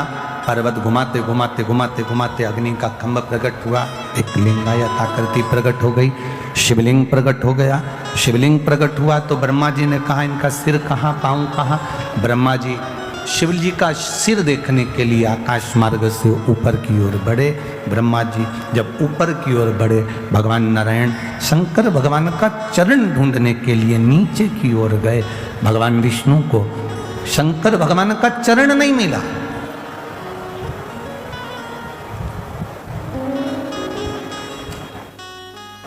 ढूंढ रहे हैं। भगवान विष्णु वापिस आ गए। ब्रह्मा जी से कह दूंगा चरण नहीं मिला, वापिस। और कितनी विद्वत्ता है मेरे नारायण में, कितनी विद्वत्ता भरी है मेरे भगवान विष्णु में। वो शंकर जी के चरण को ढूंढने के लिए गए। और ब्रह्मा जी की विद्वत्ता देखिए, वो शीश ढूंढने के लिए गए। सर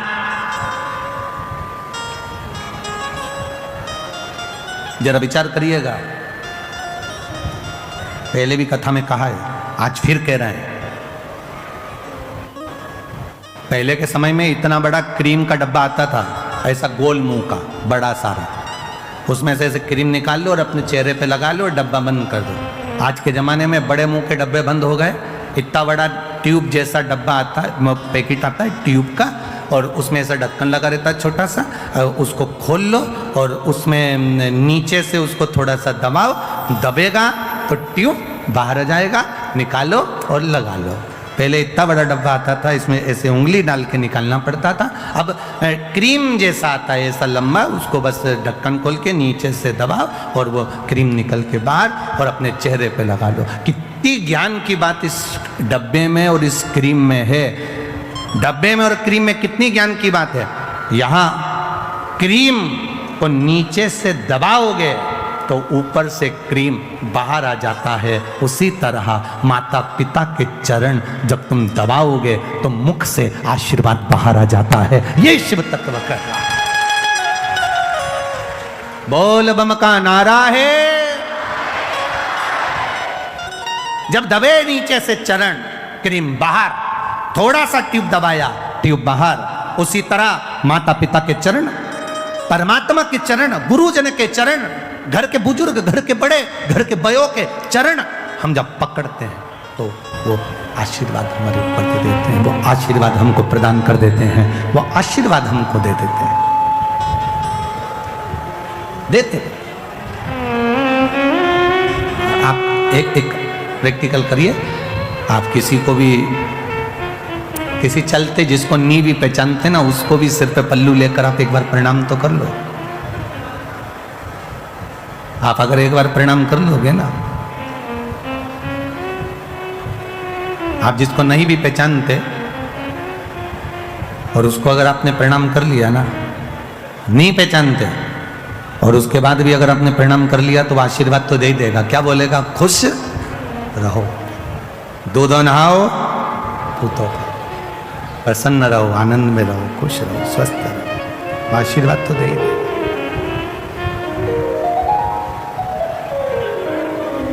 आप जरा विचार करिए, प्रणाम करने का फल कितना है, नमन करने का फल कितना है।